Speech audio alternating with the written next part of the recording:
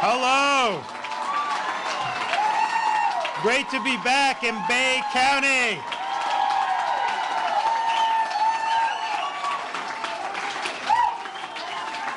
Thank you for sending us back for another term, by the way.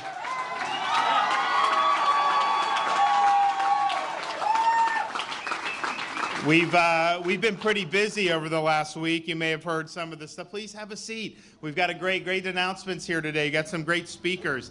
We've been pretty busy already. We've been doing a lot of different things, and we're proud of that, and we're not going to let up. And today is yet another example of us leading the way on issues that really matter. You know, they say that we're the free state of Florida, and many people have embraced that. And I've embraced that. But I'll tell you, being the free state of Florida did not happen by accident, because it required us over these last few years to stand against major institutions in our society, the bureaucracy, the medical establishment, legacy media, and even the President of the United States,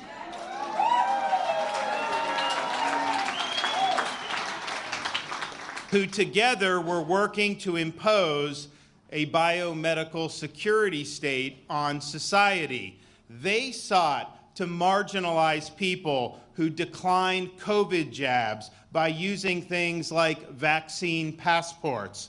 They sought to prevent people from being able to earn a living if they declined the jab through the Biden employer mandate. They sought to deny children an education if their parents did not want their kids to get mRNA shots. They sought to discriminate against Americans based on vax status by treating them different in their own workplaces. They sought to impose masking requirements on everyone from spectators at sporting events to young school children. And they sought to silence medical practitioners who followed the evidence and backed the science over the narrative. And the fact of the matter is, they had a lot of momentum. They brought a lot of power to these fights, and they would have won, except for the fact Florida said no.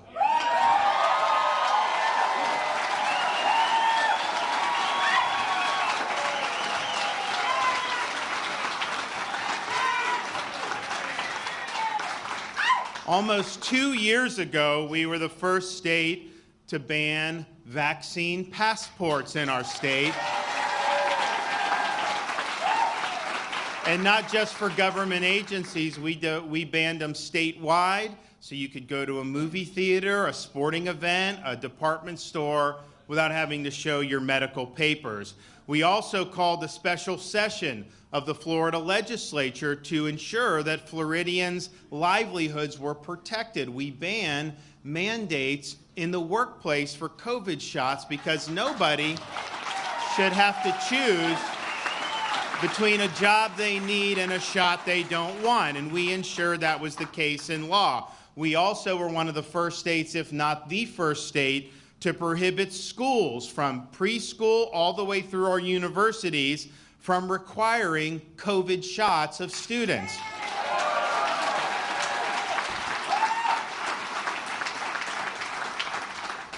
We prohibited schools from force masking their students, particularly our K through 12 schools and these elementary schools. We also kneecapped mask mandates imposed by local government, and we granted clemency to all Floridians who were penalized by local government mandates. Maybe not as much here, but you had places like Broward where they wanted to put gym owners in jail because they didn't make the gym people mask. Well, we said, not on our watch, and we made sure to protect them.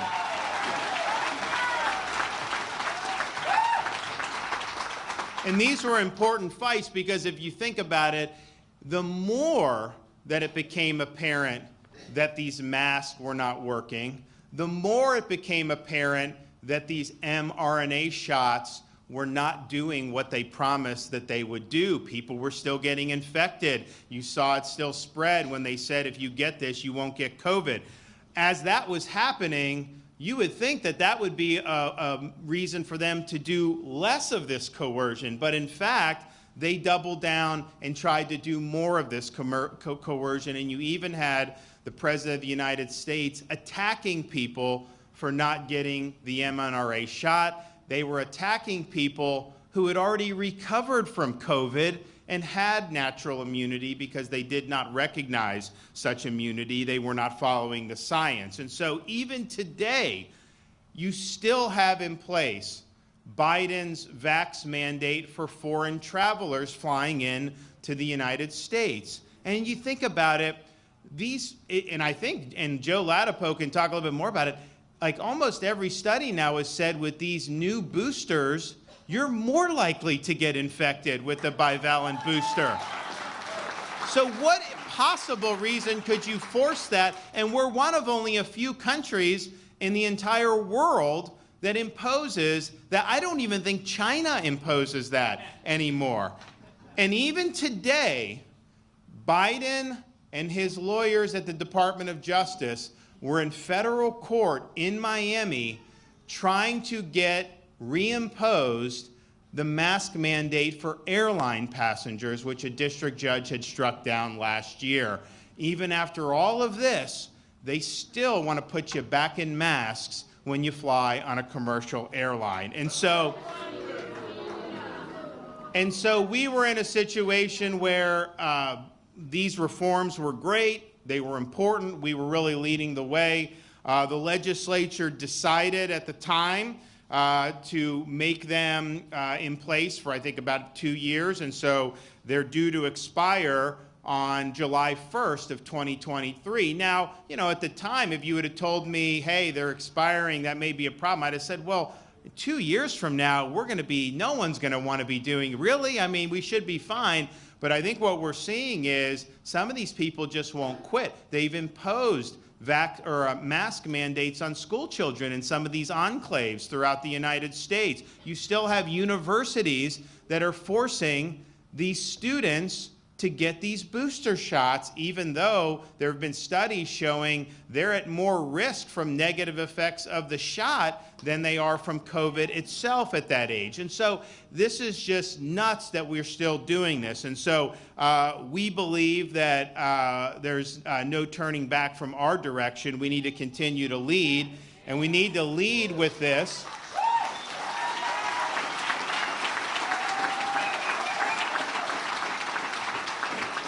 We need to lead with this by making all of these protections permanent in Florida statute, which we are going to do in the upcoming legislative session.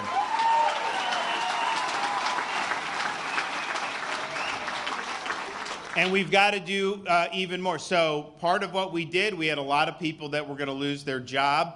I guess it was almost a year and a half ago now, the fall of 2021, when we called the special session. So we're able to say you can't fire people based on this personal decision. But what we also recognized is there's still companies that may not want to hire someone based on this, and that's totally wrong. So not only going to we make it permanent, but we're going to say that this has nothing to do with your employment status. They can't discriminate against you for hiring or firing when it comes to private employment or government employment. And so that's really important. That's an expansion, really, of what we've done to make sure it's right. We also believe that being able to live your life, being able to breathe the fresh air is something that should basically be a civil right. You should not have to have any of these mask requirements imposed on you. Yes, Florida will not do it, of course, from the state, and we never did a mask mandate from the state. Some of the local governments did it. We came in and kneecapped them, but you still have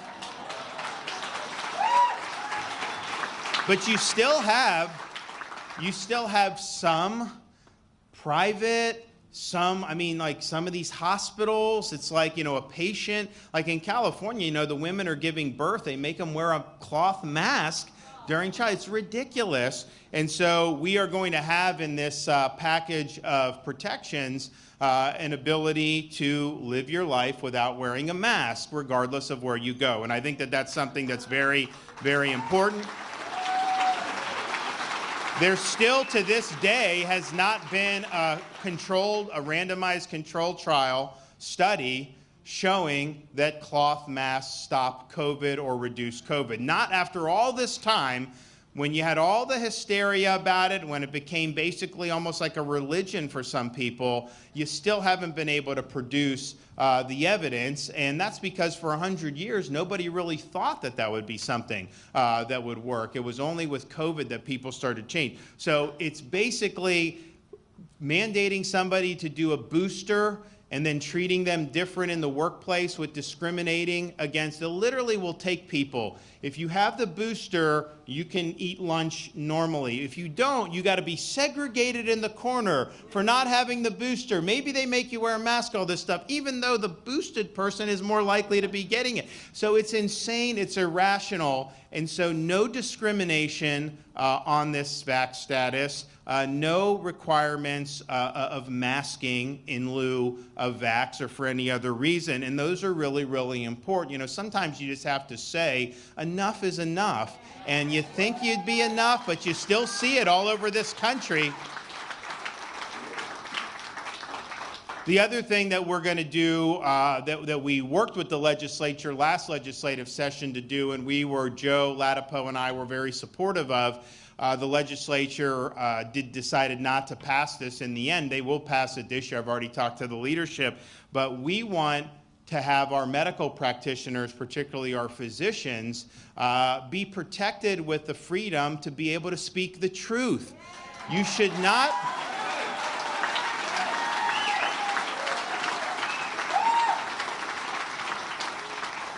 You should not be in a situation like in California where if you buck the medical establishment, if you dissent from conventional wisdom, then they can even take away your license to practice at all. No, in Florida, we want to protect people's ability to follow the evidence and to choose evidence over narrative. And unfortunately, we've seen a lot of these institutions, including many medical institutions, become very politicized.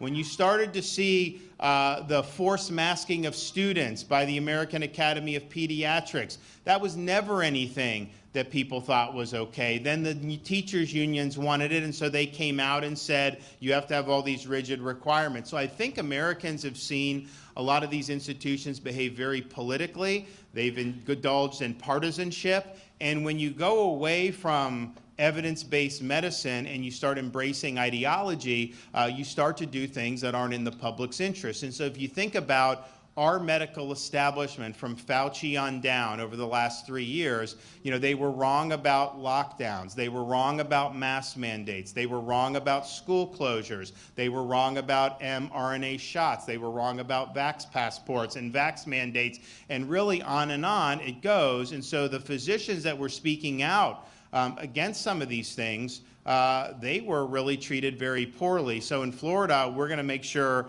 that those physicians are free to speak and free to offer their opinions, regardless of whatever may be in vogue politically or whatever some of the higher-ups think is appropriate. And we're actually seeing that now on this issue that we've had to deal with about these sex change operations for these kids that they're doing. You know, that is something that is very much supported by a lot of medical elites in the United States. It's not supported by most of the European medical community because they're not necessarily partisan in their outlook. And Sweden and a lot of them have said, no, this is not good. There's not evidence for it. Our Board of Medicine has issued a rule saying that you can lose your license if you do it for these kids. And we have many of the people that had this and have grown up and now regret it, and they're testifying in favor of what we're trying to do. But you see something like that, and that would not have happened 20 years ago because it was more about where the evidence was going. Now it seems to be more following ideology. So that's very, very dangerous. but we need those individual brave physicians willing to speak out and buck the narrative and be able to speak the truth. And so we're seeing all this stuff, and Joe Ladapo is really, I think, the only one. Florida's still the only state that doesn't recommends against the mRNA shots for under 18. Actually, we recommend under 40 for males, right? Or under, yeah.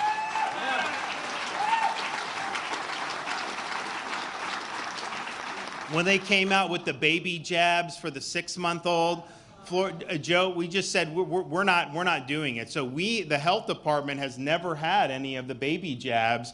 I think every other health department in the country is helping to pass out these jabs for 6-month-old, 8-month-old, 15-month-old babies, and there's no evidence backing up the need or the desirability to jab these kids. And so that's why what we're doing. But what he's doing is he's bucking the consensus, not a very well-founded consensus, but it is the consensus. Certainly it's what Big Pharma wants, and so that's why a lot of these practitioners fall in the line. But Joe Ladapo has been willing to stand and say, you know what, that's not justified based on the evidence. And so I think a lot of parents really appreciate that. They appreciate the freedom to choose, but they also appreciate honest analysis, and so that they can make these decisions that's best for their family. So we're really excited. Yes, absolutely. We're really excited to be able to make it very clear that we're continuing to lead the way. I think these permanent reforms are going to be very, very good. People will be able to have great peace of mind. Because, I used to tell people during the election, I said, you have the CDC adding the COVID jabs for the childhood immunization schedule. People are going to use that around this country to justify mandates. You watch, it's going to happen. And I said, you don't have to worry about that as long as I'm around. And so we had it.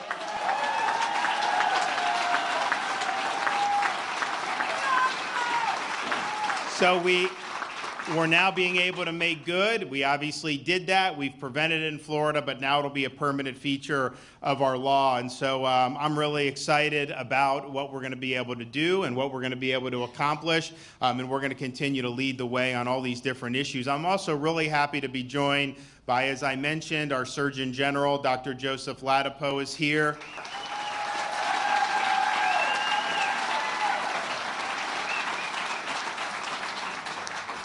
We have from the Dermatology Specialists of Florida, Dr. John Ward is here.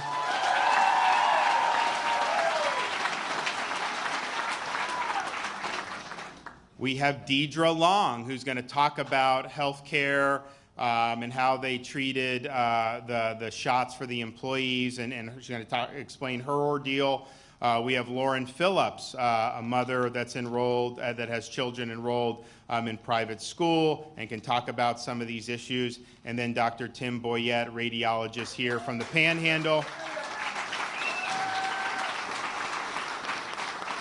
So first, we will hear from our Surgeon General, Dr. Joseph Ladapo.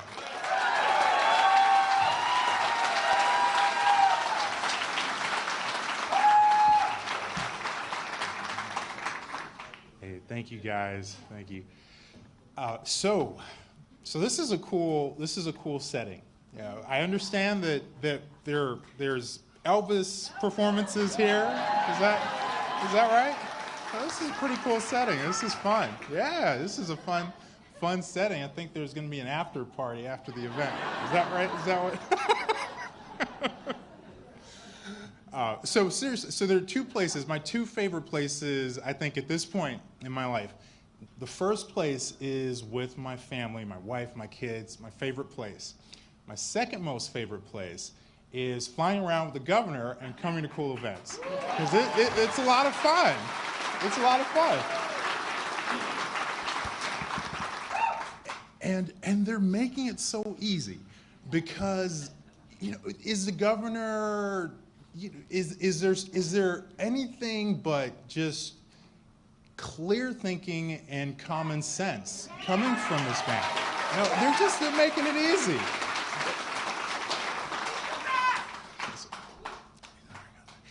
Yeah, he is. He is. Well, I agree with that. And it is true. It is all of these crazy ideas, whether it's the lockdowns or the mask mandates or the vaccine mandates or the you can't have you can't cook with gas, you can't use fire, whatever it is, right? It's all these crazy ideas, and then Governor DeSantis gets to say, no, that doesn't make sense, and he does it in a way we have fun. And it's just, I mean, it's like they're trying to make it easy, right?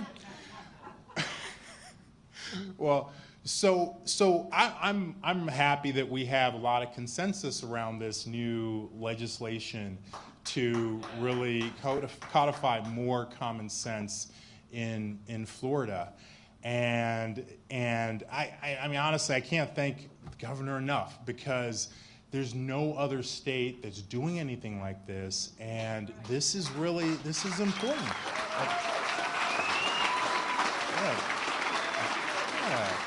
So it really is important to, even though we are fortunate to have him, and none of that stuff would ever happen in Florida because of that, it's still important to make a statement and just have a counter voice, have a voice to the madness that is, and the lunacy that's unfortunately coming out of so many parts of this country and is still coming out. And the governor was mentioning how some of these school districts, in all their wisdom, felt that it was appropriate to have students, little kids, and colleges in some places come back with masks after the holidays, because that's been shown to be effective. I mean, so there's just a lot of lunacy out there, and having a place of just common sense and sensibility, I know that is refreshing to a lot of people here in Florida and outside of Florida. That's for sure. That's for sure. So we're talking about protecting physicians' speech, and we're talking about a lot of other things in terms of making some of these new laws that we have here in Florida essentially permanent, and even expanding them to some extent. And one of the things about speech, and which just makes the things that are happening in California even crazier, and that they've done the opposite. They've passed a law now that restricts physician speech and says physicians can only say certain things about COVID-19 of all things. So physicians can make up whatever they want about influenza or whatever other health condition. That's okay. But if you say something, they say the wrong thing about COVID-19, then that's against this new law that they've enacted. So it makes you think about, just to take in for a moment and reflect over the last few years about, well, what was in before it became out in terms of ideas. And the governor mentioned some of them, right? So lockdowns were in, they're still in for some people, but the research has actually shown that while they may reduce transmission of whatever condition that you're guarding against, they come at tremendous cost. There are some studies that have shown, for example, that even though, say, while COVID infections or COVID deaths might have come down during lockdowns, other deaths rose. And essentially, at least in the short term, you weren't really any better off. And frankly, in the long term, we all know that you're worse off, because there's just so many harms from locking people down, and the harms continue even after the policies end. They're extremely harmful, very harmful policies. So that's one example. Everyone remembers how the mask trilogy has evolved. It went from no mask, you don't need them, to wear a mask or a cloth mask, to don't wear a cloth mask, wear another mask, to wear two of them, and give me a break, right? So many things continue to evolve, and this is why it's not sensible. This is just one reason why it's not sensible to try and restrict speech from physicians. They should be allowed to say what they think, and they shouldn't be forced or essentially scared into feeling that they can't express themselves. It's just, that's profoundly unwise.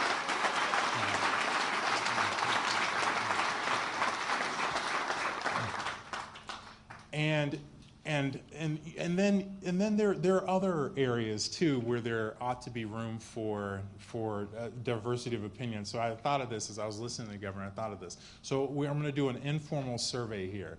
So raise your hand if you think it's a good idea to give a baby a new medication that has never been shown to benefit that baby and is based on a new technology that we don't know that much about and continue to learn more about, right?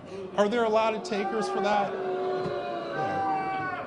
But that's what it is to take your baby and to have the government, to have CDC and FDA tell parents that they should inject their babies with mRNA shots. That is exactly what it is, right? Never been shown to actually improve the health of a baby or a child.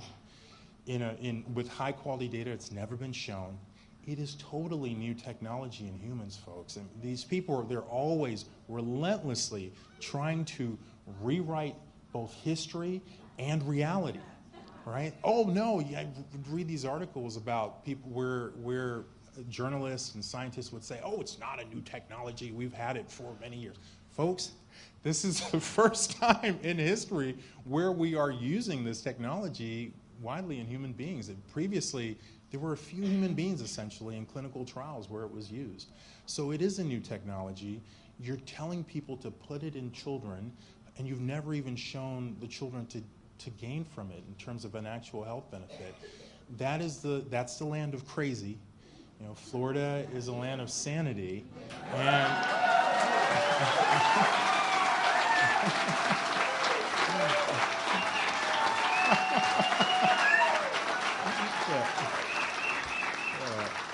and we're gonna keep it that way.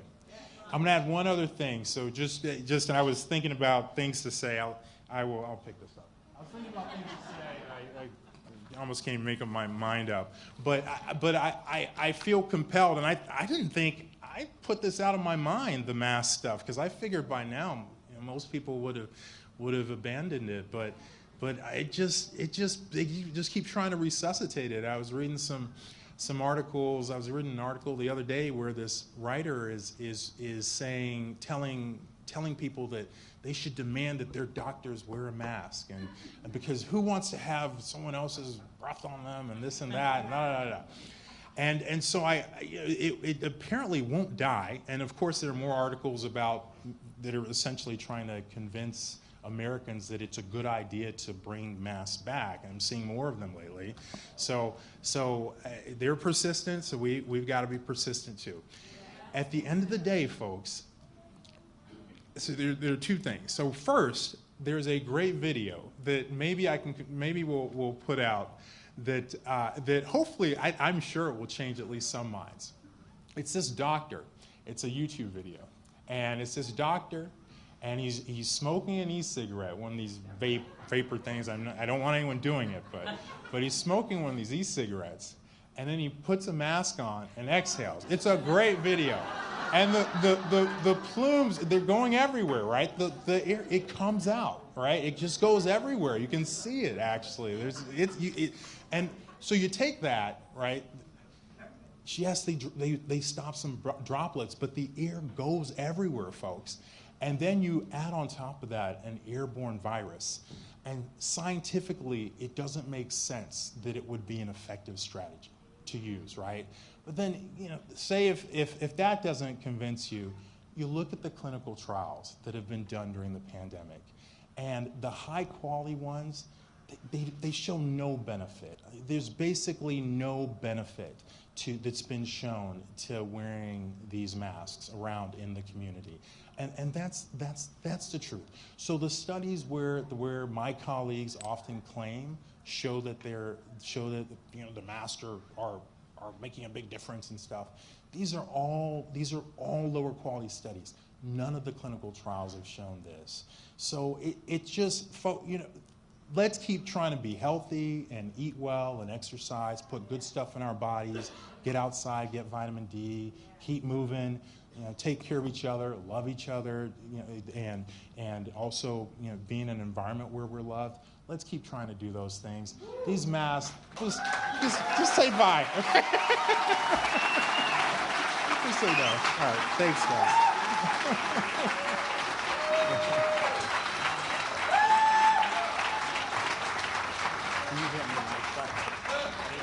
I did that last time. There we go. I got it. All right.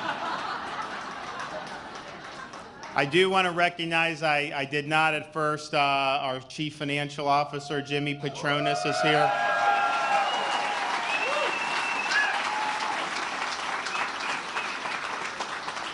Jimmy dragged me over the finish line in November, so thanks for that, buddy. We also have Congressman Neil Dunn. So.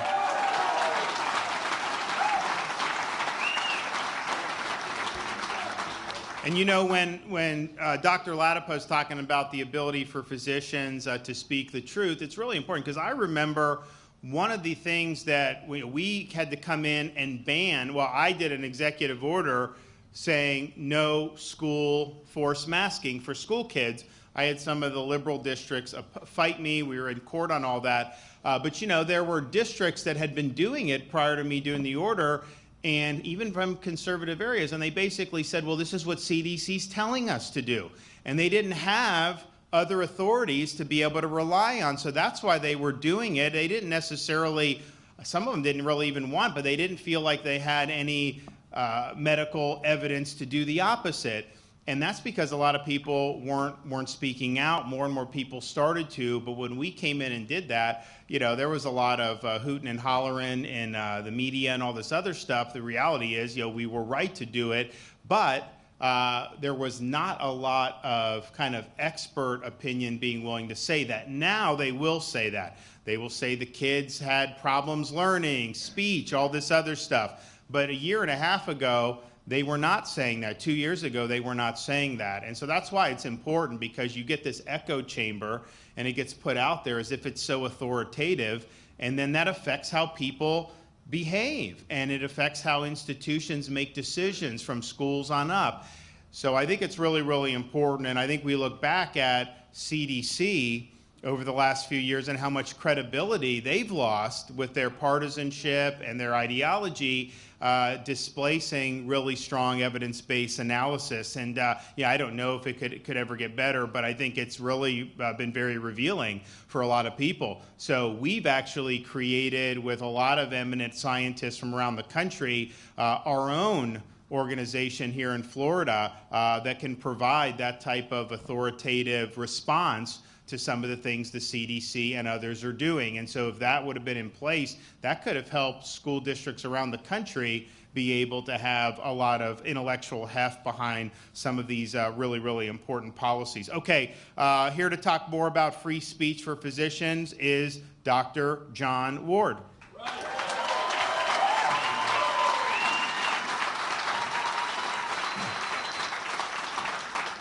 Thank you, Governor DeSantis, for having me here to speak. It's really an honor to be up here with Dr. Latipo, CFO Petronas, and Congressman Dunn, and everyone else. What I want to talk about is freedom. And freedom is something that for most of my life I've taken for granted.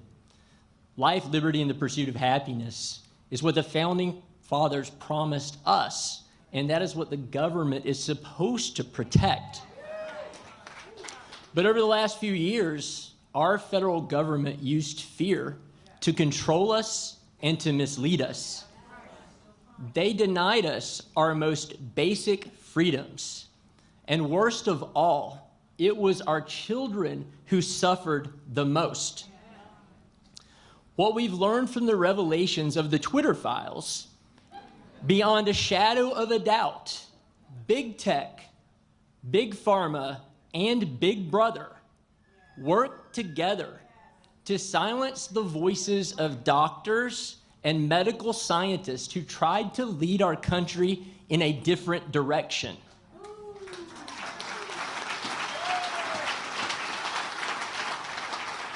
Whether we like it or not, social media is the new digital town square. And if you showed up to that town square and said, masks don't work, and they've never in the history of medical science shown to stop the spread of a respiratory virus, you were put in lockup. If you wanted to say that young people are at very low risk from any ill effects from COVID, but new mRNA shots have real risks with serious complications, you were labeled a spreader of misinformation.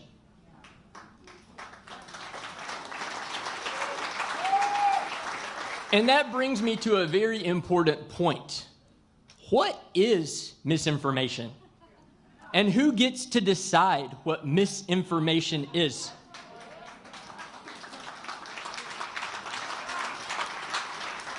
Time and time again, we see that yesterday's medical misinformation is today's medical fact. And this country and our federal government allowed a credentialed class of unelected bureaucrats and woke elites decide for us what we could think and give their patients individualized medical advice.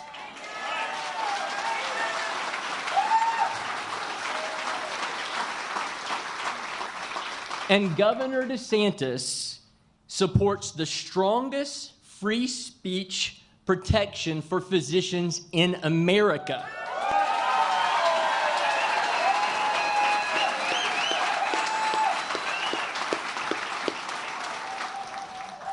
And when we get this done, this legislative session, I will be honored to be in a group of the freest doctors who take care of the freest patients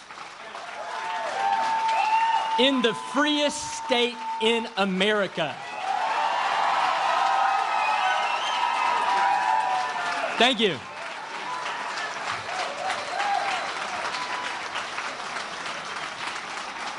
Thank you so much. Great job. Okay, Deidre Long. You ready? All right. Floor is yours.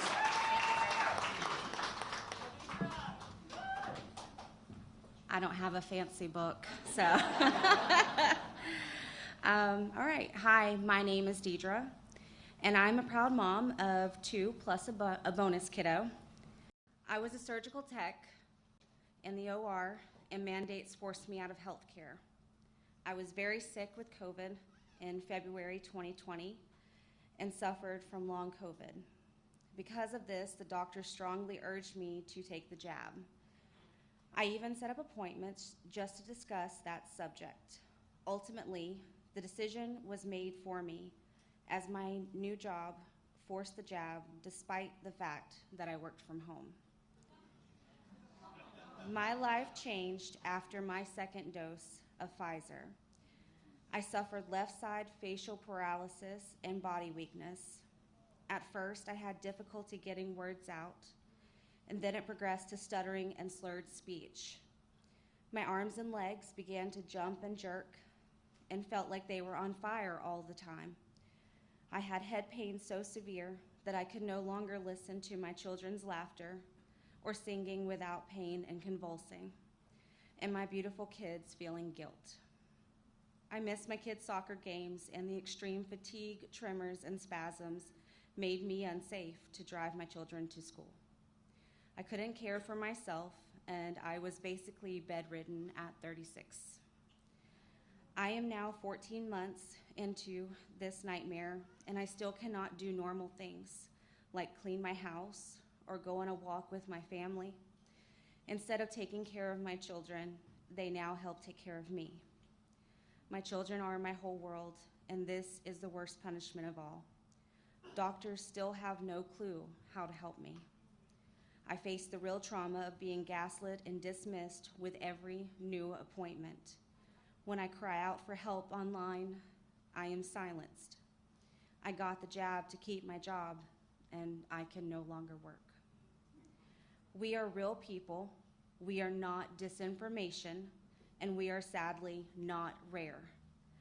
Thank you, Governor DeSantis and his team, for their diligence to give a platform for truth and freedom of informed consent, to help not just Floridians, but the many injured across the country to be seen, heard, and believed. Only then can true healing begin. Thank you.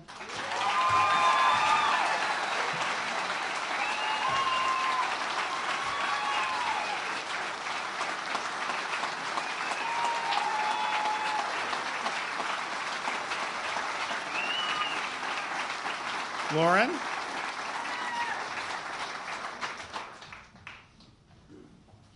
Goodness, I am so sorry to hear Deidre's story. My name is Lauren Phillips. I am a nurse anesthetist, so I spend most of my days in the operating room. I'm a mother of 4, very soon to be 5 children.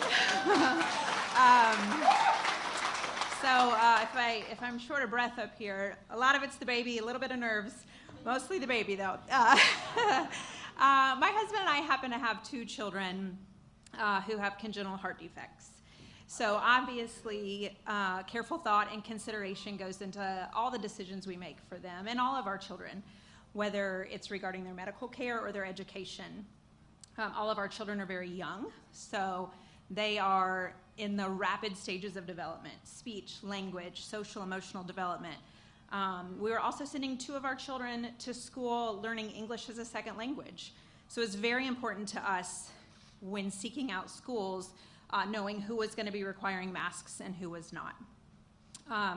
We believe that for our children, and really all children, it's very important for them to see their teachers' faces, to see their teachers smile back at them, to see their expressions from their teachers and their peers. That is how children learn. The parochial school that we decided to send our kindergartner to assured us that they would not be requiring masks, leaving the decision up to parents, which is what we feel is in the best interest of most children, a parent's freedom to choose what is best for their child in their situation.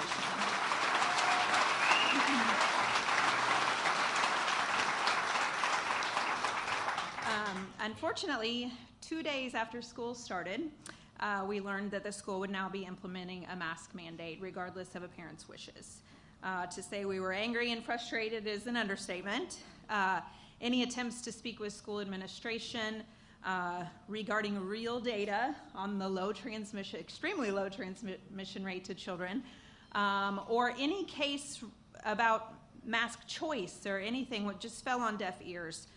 We felt really completely disempowered as parents. We didn't know our son's teachers. We didn't know their peers. We were not allowed to step foot on campus. In a kindergarten environment that should be fun and carefree, instead, there were partitions between each of the children's desks, masks on everyone's faces, and now this burden of fear and anxiety was placed on our children. I think a lot of parents would agree with me that these early years in education, preschool, kindergarten, first grade, are some of the most special and sweet times with your children. Well, for parents and children, actually. Their Christmas programs, their Muffins with Mom, school mass, and we missed out on all of it. As we all know how fleeting time is, it's honestly devastating as a parent to know that we'll never get that time back with our children. We understand that there was a lot of fear and panic with regards to COVID, but it's exactly in those times of fear that we need strong leadership. Leadership not to cave, yes.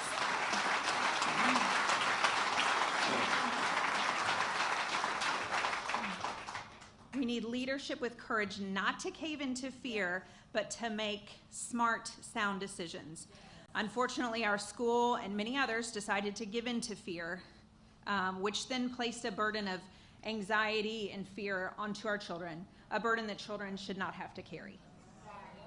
And the implications of that were far and wide. Luckily for the state of Florida, Governor DeSantis did not give in to that fear and panic.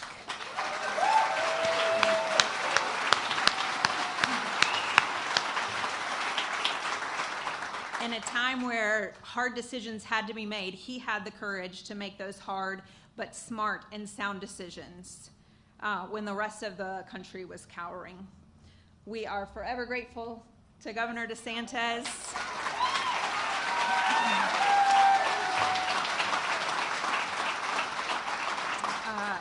For his courage to protect our freedoms that our veterans fought with their lives to protect. Thank you. God bless.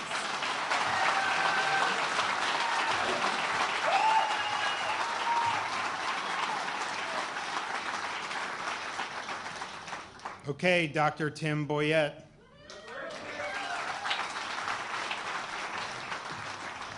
Thank you very much. Governor DeSantis, thank you for your courage and boldness.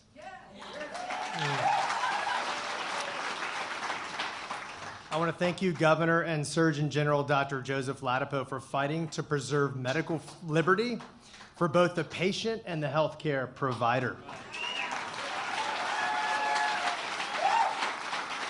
And I like to say, make no mistake, Florida leads the way and is the impact state. Funny story, driving here in Destin, we stopped at a coffee shop and someone noticed my tie and said, hey, you've got a nice tie.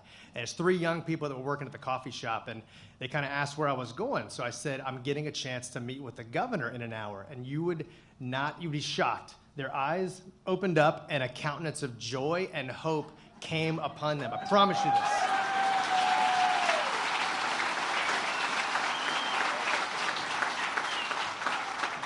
Three young 20-ish-year-olds, 21, 22 years old. And they're like, we love the governor. And one of them had just moved from guess which state? Go ahead. California, yes. So, anyway, we are the impact state. 2 Timothy 1:7 states, for God has not given us a spirit of fear, but of power and of love and of sound mind.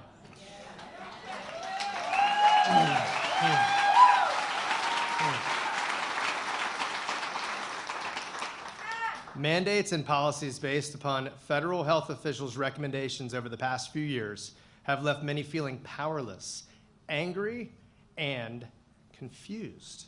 So, however, these challenging, seemingly upside-down years have brought many of us, including myself, closer in our faith with our Heavenly Father.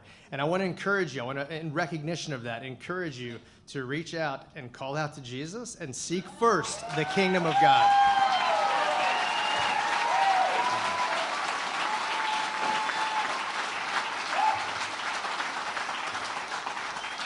Florida, under the leadership of Governor DeSantis and Surgeon General Dr. Joseph Ladapo, are empowering Floridians.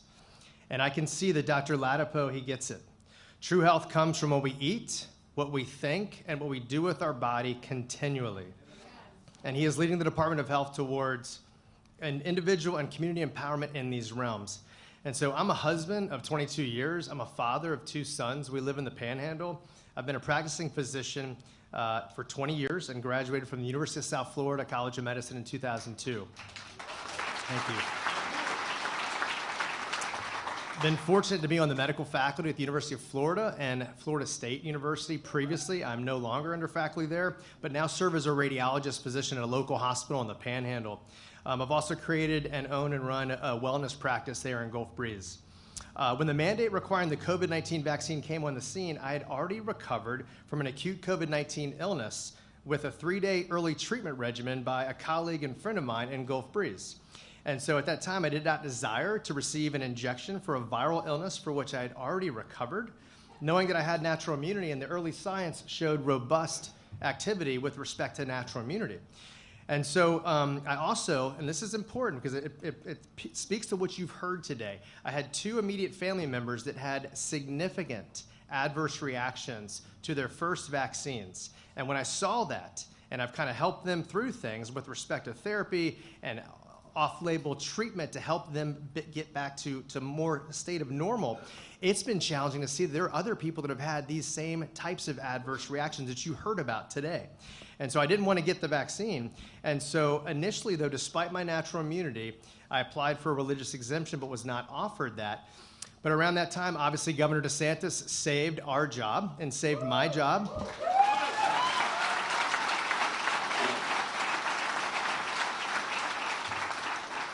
He stopped vaccine mandates, and he saved hundreds of my other staff jobs there in the Panhandle. And I just can't thank you enough for that.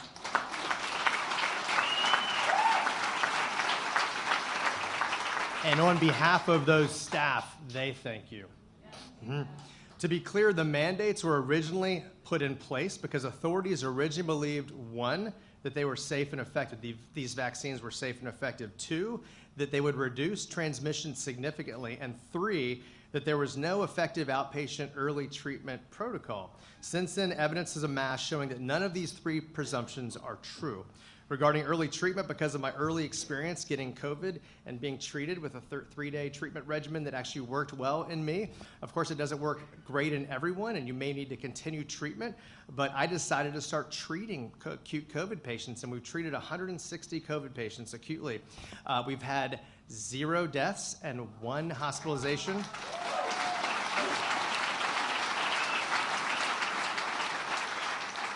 I credit this success to open discourse and discussion amongst doctors. Freedom of speech allows for the truth, vetting of truth, and for truth to rise. And many doctors are around in this state, in this country, and in this world that are spreading this information collaboratively. And we're helping save patients and keep them out of the hospital. There are many doctors that have treated thousands, many more than I have treated, and have had similar success ratio. So it's just something important to recognize. So in summary, I want to thank you, Governor DeSantis. I want to thank you, Dr. Joseph Ladapo.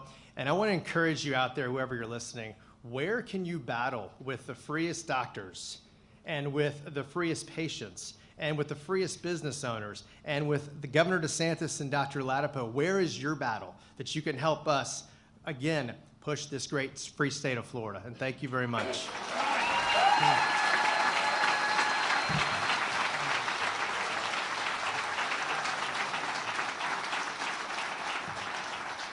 Thank you so much. We really appreciate it. You know, the thing is, like, one of the things I think part of it was medical freedom, but when COVID came, it was like the medical authorities did not want to look at treatment of it. They were saying, okay, wear a mask, don't leave your house, this, then when the vaccine, take mRNA shots, and I had to roll out, a couple years ago, a year and a half ago, I had to roll out these early treatment sites with monoclonal antibodies for people. And I got attacked for doing that. You know, they attacked me for doing this. Said, well, if you want to treat people, you know, that somehow that I didn't want, you know, it was odd. But why would I need to be doing the early treatment? I mean, honestly, I'm a governor. Like, the medical community should have been doing this. I mean, seriously. You know, you had different treatments, and it's like they didn't want to do, and then as people start getting infected, they yell at them about the vaccine. So guess what? Once you have something, a vaccine doesn't undo the infection. It's ridiculous. Why not worry about the treatment? And it was almost like people didn't want to talk about it. A lot of people, even physicians in Florida, didn't know about treatments, you know, available. So we ended up doing these monoclonals, and it helped a lot of people. I mean, it kept many, many thousands. You did it? Yeah, it kept many thousands of people out of the hospital and probably saved thousands of lives as well, because we had some very elderly, frail people who had infection and got it and got cleared up very quickly. But I just, you know, it's sad that it came to me having to organize my division of emergency management and set up sites all over. Look, I'm happy to do it. I mean, I was happy. I have people that come up to me to this day and thanking me for the monoclonal. So that's just what you do. You know, you help people in this job. And I was happy to do it because there was a need for it. But man, this should have been something that people were getting right at the beginning of this. And that just wasn't what happened. And so I think part of it is this groupthink and trying to push an agenda. So what we're doing here, I think, is going to have really positive ramifications, not just now, but far into the future. Okay, last, but certainly not least. Well, actually, since he's from Washington, maybe least. A lot of issues. You know, we just had, Jimmy and I just had a meeting of the Florida cabinet, and we had a fellow, great guy, who went over Florida's bond ratings and all that other stuff. And so our debt per capita in the state of Florida is one of the lowest in the country. If you calculated how much debt each Floridian, you take Florida's debt and apply it to each Floridian, it's like what, $764 per person is what you would owe for our debt. Compare that with the federal debt, which is $31 trillion. That's like what, $91,000 for every American to be able to do our debt, and that's more than most people make in an entire year. And so you see that the debt nationally is bigger than the entire economy is. In Florida, our GDP, if we were our own country, I think we'd be 13th biggest economy in the world now. It's over $1 trillion. Our debt is what, like 20 billion? $20 billion.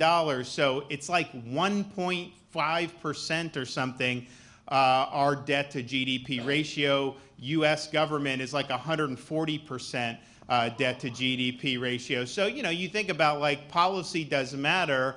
Doing things, making sound decisions does matter. And if you look at what they did over the last 2 years, with Biden, but also with Pelosi and Schumer, more spending and debt than any time in modern American history. And it was just a few years ago that we were at like 20 trillion in debt, which was a lot. And somehow, it just in a matter of a few years, you're up to over $30 trillion in debt. So there's a lot of problems in Washington. We worked really hard in Florida to elect as many Republicans as we could to the Congress and in the elections, and did pretty well. And so that was good. And so now, Pelosi is no longer Speaker. And so come on, Neil.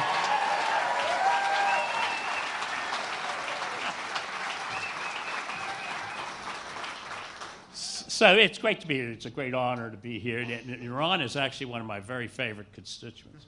But he could be a little cranky. He complains a lot about Washington. Can you imagine that?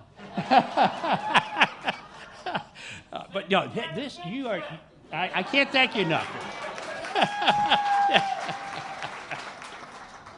But no, he's really done an outstanding job of protecting freedom for everybody in the state of Florida, but nobody is more grateful for you and should be more grateful to you than the medical care professionals who have finally been allowed to give some voice to this and have had free opinions. Thank you so much.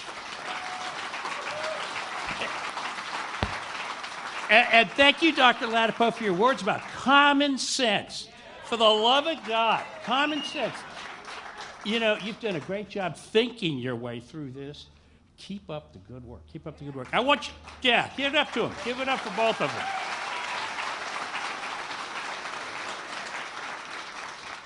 So I know that under this leadership, Florida is the greatest state, is the freest state. I want it to continue to be that way. I want to help you in Washington, but I got an idea, Ron. Maybe you could come help. Wait here. Get over.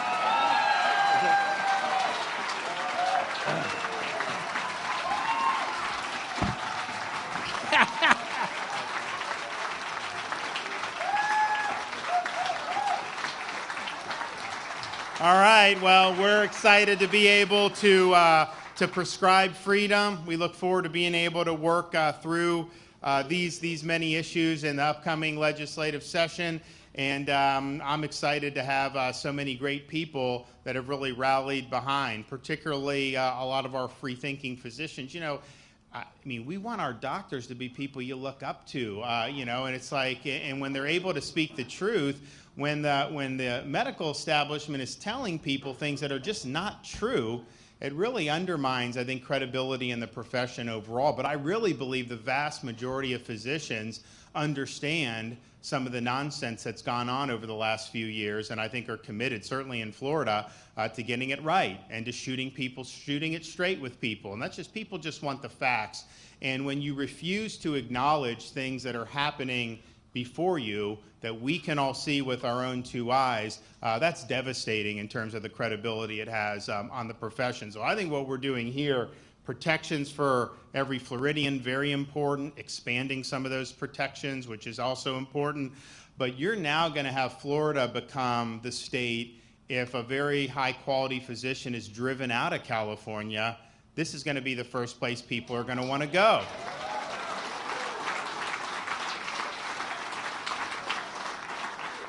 And so just remember, these things don't happen by themselves. It requires a lot of hard work.